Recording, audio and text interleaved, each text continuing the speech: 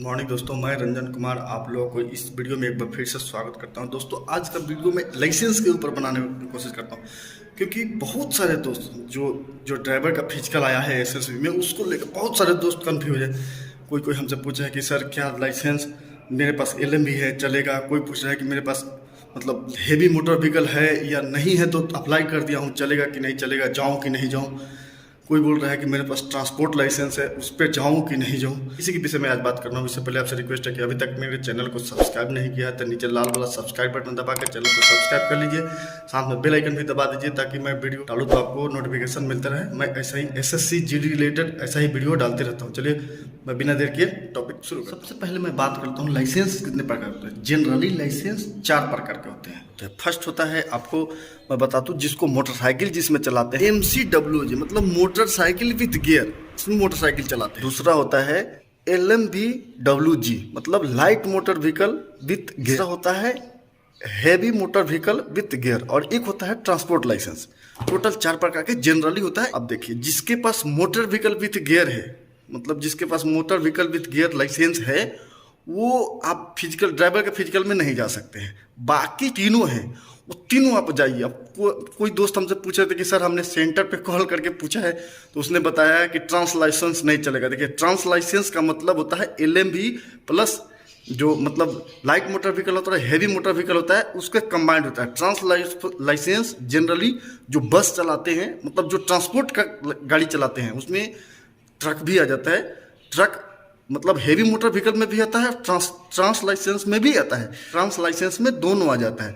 जो बस चलाते हैं जनरली जो ट्रांसपोर्ट का काम करते हैं, आदमी को इधर से उधर उधर को उधर, तो वो क्यों नहीं चलेगा, वो भी चलेगा। देखिए, ड्राइविंग किसी भी फौज के, चाहे आप SSB, BSF, CISF, ITBP, यहाँ की RPF में भी किसी भी फौज में जो ड्राइवर का काम करता है वो ड्राइवर का काम होता है।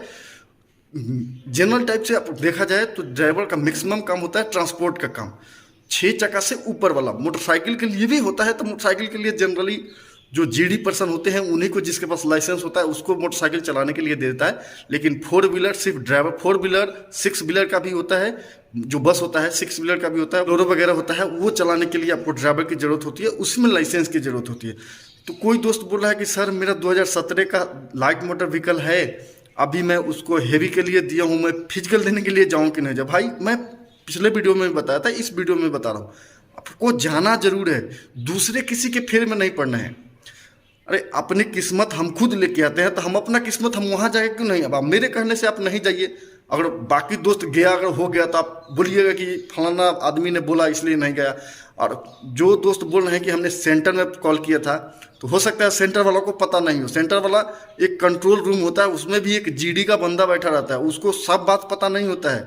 वहाँ जाने के बाद पता चलेगा। वहाँ जाइए, अगर बोलता है नहीं चलेगा तभी माने हैं कि नहीं चलेगा कोई भी लाइसेंस। वहाँ जाके ही देखना है आपको, किसी के बहकावे में नहीं आना, किसी के मतलब कहने पर नहीं रुकना है। आप जाइए वहाँ पे देखिए क्या होता है क्या नहीं होता है।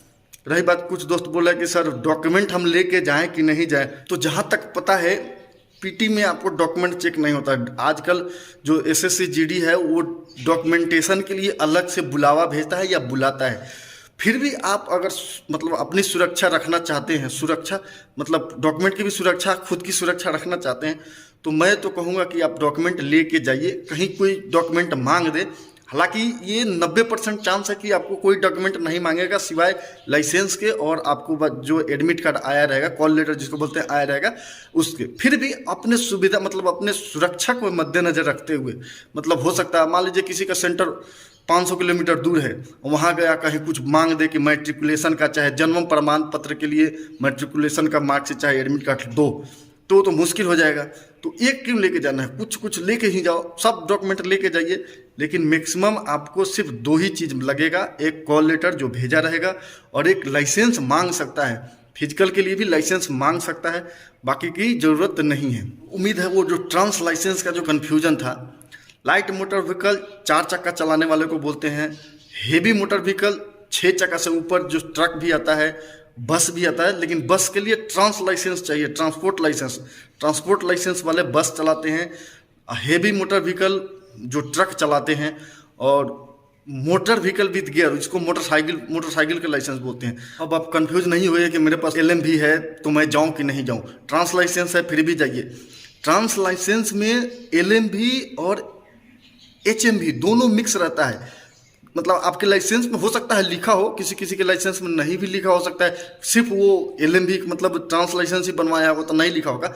लेकिन जनरली जैसे मेरे पास जो 4 व्हीलर का लाइसेंस है उसमें मोटरसाइकिल विद गियर वाला भी है और light motor vehicle with gear वाला भी है, तो मैं दोनों बनवाया हूँ, तो एक ही साथ बन गया था। बहुत सारे दोस्त अगर नहीं भी बनाते तो वहाँ अप्लाई करने जाते हैं तो जो आगे बैठा रहता है ना जिसको अप्लाई करते हैं, तो बहुत जगह वो खुद बोल देता है कि अरे इसमें ये भी भर दो, उसमें पैसा उतना ही लगेगा, दोनों का लाइसेंस हो जाएगा। अगर नहीं होने से वो खुद भी बना देता है, पैसा आपको डबल चार्ज मतलब दोनों का चार्ज जोड़ के ले लेगा, आपको पता भी नहीं चलेगा। तो मैं फिर से बोलता हूँ, आप अपने लाइसेंस में चेक कीजिए, वो दोनों होगा, लाइट मोटर व्हीकल और हेवी मोटर व्हीकल दोनों का होगा, तो वो ट्रांस लाइसेंस भी मतलब ट्रांस लाइसेंस होगा तो लाइट मोटर व्हीकल भी होगा और हेवी मोटर व्हीकल भी होगा, तो दोनों होगा, कंबाइंड होगा, तो आप आराम से दे सकते हैं। मैं फिर से बताता हूँ, किसी भी सेंटर पे आपको फ़ोन करने की ज़रूरत नहीं है। आपके पास एडमिट कार्ड आया है तो आप जाइए। मैं फिर से बताता हूँ, रिपीट करता हूँ, आपके पास एडमिट कार्ड आया है तो आपको जाना ही जाना है। किसी के कहने पर ऐसा नहीं है कि नहीं फलाना आदमी बोला कि नहीं जाओ कोई फ़ायदा नहीं है, वो वहाँ से रिटर्न कर देगा, तो ऐसा नहीं करना है। वहाँ से रिटर्न करेगा, वहाँ से रिटर्न करके आ जाइए, माना जाएगा। लेकिन किसी के कहने पर नहीं, मेरे कहने पे चाहे किसी के कहने पे चाहे कोनो सेंटर वाला के कहने से रुकना नहीं है। आप वहाँ जाइए, वहाँ पे जो बोलेगा वो मान है। फ़ोन पर बात करना बेवकूफ़ी है। आपके पास जो एडमिट कार्ड आया है वो बुलाया है कि हाँ आप आइए। आप फॉर्म भरते समय आपसे पूछा होगा कि आपके पास फलाना लाइसेंस था है कि नहीं है, आपने हाँ बोला होगा तभी आपको एडमिट कार्ड दिया है। तो आप अब नहीं कीजिए, आप वहाँ पे जाइए, वो बताएगा, वही मान है। चलिए फिर मिलते हैं अगले वीडियो में। उम्मीद है आपको जितना भी कन्फ्यूजन था वो दूर हो गया होगा। उम्मीद है आपको वीडियो पसंद आया होगा। पसंद आया तो वीडियो को लाइक कीजिए, चैनल को सब्सक्राइब कर लीजिए।